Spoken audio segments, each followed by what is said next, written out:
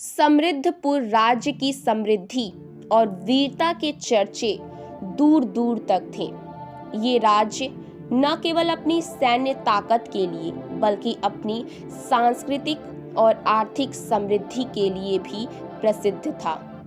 राजा वीरेंद्र सिंह, जो इस राज्य के शासक थे, को एक महान योद्धा और प्रबल शासक माना जाता था।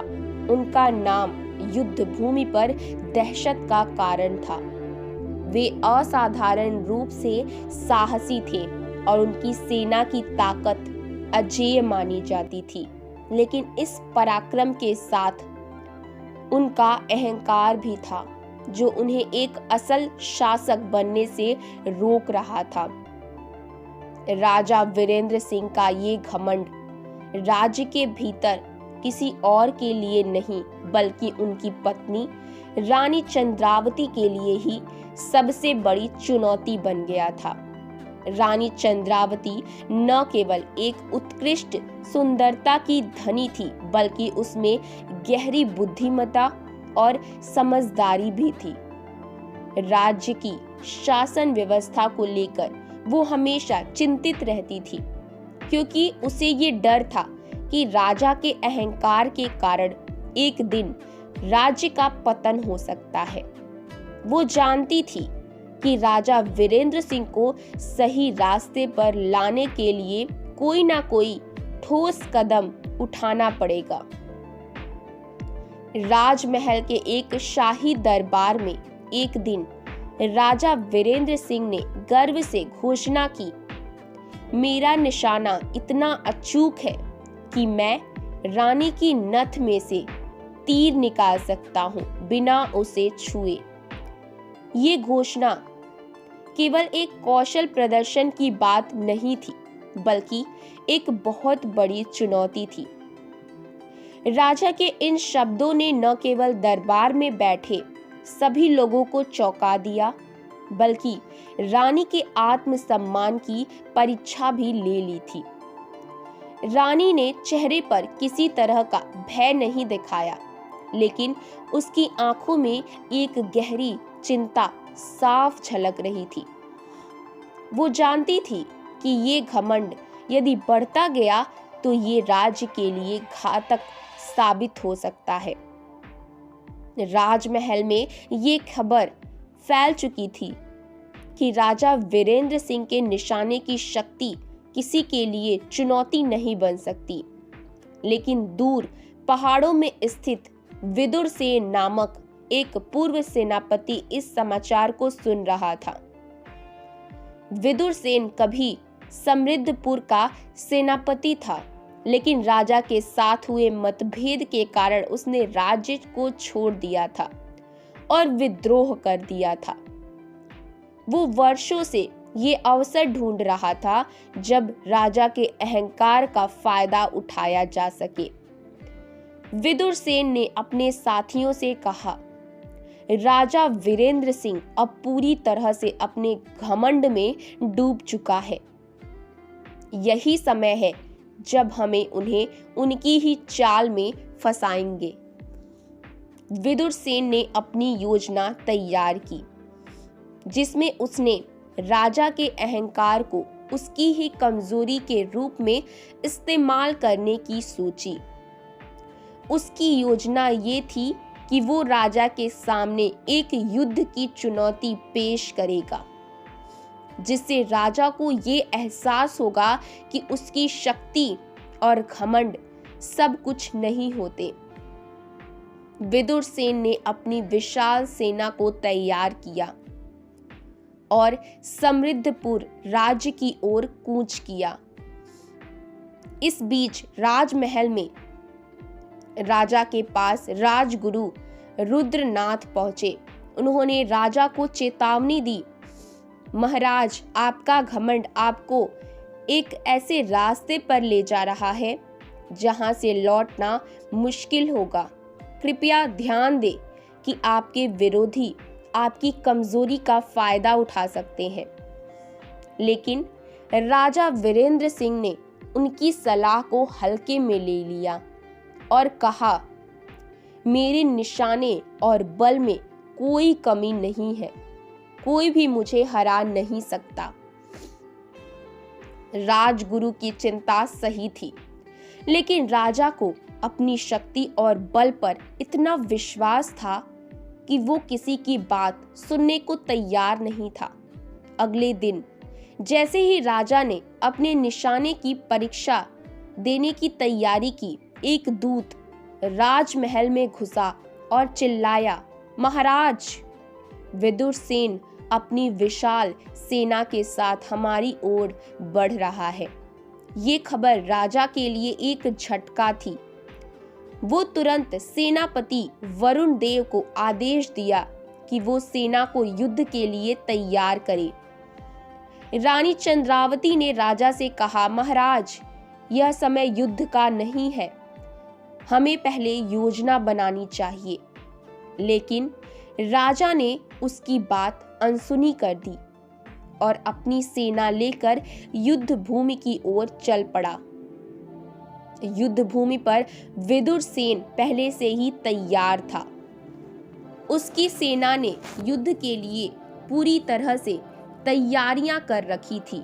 वो जानता था कि राजा का अहंकार उसकी कमजोरी है और अब वो इसका फायदा उठाने वाला था। विदुरसेन ने राजा को ललकारते हुए कहा, तुम्हारा अहंकार तुम्हें नष्ट कर देगा वीरेंद्र। राजा ने अपनी तलवार निकालते हुए कहा, आज तुम देखोगे कि एक असली योद्धा क्या कर सकता है।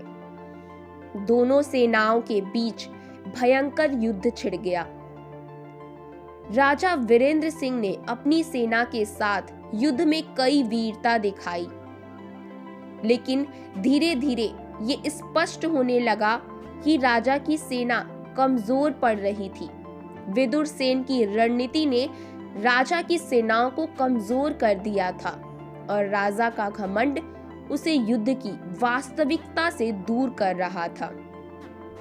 राजा ने देखा कि उसकी सेना कुछ न कुछ गड़बड़ कर रही थी, लेकिन वो इसका सही कारण नहीं समझ पा रहा था। तभी एक बड़ी साजिश का पर्दाफाश हुआ। राजा की अपनी सेना के कुछ सैनिक, जो गुप्त रूप से विदुरसेन के समर्थक थे, ने राजा की सेना पर हमला कर दिया। राजा को ये समझ में आ गया कि वो एक बड़ी चाल का शिकार हो चुका है। उसकी सेना की हार अब तय हो गई थी। महल में जब रानी चंद्रावती को ये खबर मिली कि राजा युद्ध में फंस चुका है, तो उसने तुरंत अपनी सेना तैयार की और युद्ध भूमि की ओर कूच किया। रानी ने अपने सैनिकों को समझाया कि ये केवल युद्ध नहीं है, बल्कि ये राज्य और राजा की प्रतिष्ठा की लड़ाई है। रानी चंद्रावती ने युद्ध भूमि में प्रवेश किया और सैनिकों को उत्साहित किया। समृद्धपुर के वीरों, अभी कुछ खत्म नहीं हुआ है। अपने राजा के लिए, अपने राज्य के लिए अंतिम तक लड़ो। रानी के शब्दों ने सैनिकों में नई ऊर्जा का संचार किया। रानी के नेतृत्व में सैनिकों ने विदुर सेना की सेना से मुकाबला किया। युद्ध का रुख बदलने लगा। इस बीच राजा वीरेंद्र सिंह और विदुरसेन का आमना सामना हुआ। दोनों के बीच एक भयंकर द्वंद्व युद्ध हुआ। राजा की तलवार और विदुरसेन की तलवार की आवाजें युद्ध भूमि में गूंज रही थी। राजा वीरेंद्र सिंह थक चुका था और उसकी हालत खराब हो गई थी। तभी विदुरसेन ने मौका देखा और राजा के कंधे पर गहरा वार कर दिया। राजा गिर पड़ा और उसके शरीर में ताकत कम होने लगी। रानी चंद्रावती ने ये देखा और उसका खून खौल उठा। उसने विदुरसेन को चुनौती दी, विदुरसेन, तुमने राजा को छल से हराया है, लेकिन अब तुम्हें मुझसे लड़ना होगा। विदुरसेन हंसते हुए बोला, तुम एक स्त्री हो, मुझसे युद्ध करोगी? ये हास्यपद है।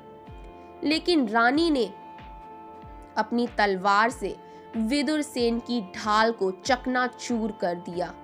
अब विदुर सेन को समझ आ गया कि ये कोई सामान्य स्त्री नहीं बल्कि एक प्रबल योद्धा थी। दोनों के बीच भयंकर युद्ध हुआ। रानी चंद्रावती ने अपनी पूरी शक्ति से विदुर सेन की गर्दन पर गहरा प्रहार किया। विदुर सेन जमीन पर गिर पड़ा, मृत। समृद्धपुर की सेना ने जय घोष किया और रानी की वीरता का सम्मान किया। युद्ध समाप्त हो चुका था, लेकिन राजा वीरेंद्र सिंह घायल था। रानी ने उसकी मदद की और उसे महल वापस ले आई। राजा वीरेंद्र सिंह ने रानी से कहा, चंद्रावती, आज तुमने न केवल राज्य की रक्षा की बल्कि मुझे मेरी भूल का एहसास कराया। रानी ने उत्तर दिया, राज्य अहंकार से नहीं बुद्धि और साहस से चलता है महाराज। महल लौटने के बाद राजा ने घोषणा की कि अब से रानी चंद्रावती राज्य की सह शासक होंगी। इससे राज्य की स्थिति और भी मजबूत हुई और राजा का अहंकार हमेशा के लिए समाप्त हो गया। रानी चंद्रावती की समझदारी और साहस ने राज्य को एक नई दिशा दी और धनपुर राज्य फिर से समृद्ध और शक्तिशाली बन गया। दोस्तों, आज की ये कहानी आपको कैसी लगी है, हमें कमेंट सेक्शन में अपना फीडबैक जरूर दीजिएगा। तो मिलते हैं अगली वीडियो में एक नई कहानी के साथ। तब तक के लिए टेक केयर, बाय बाय।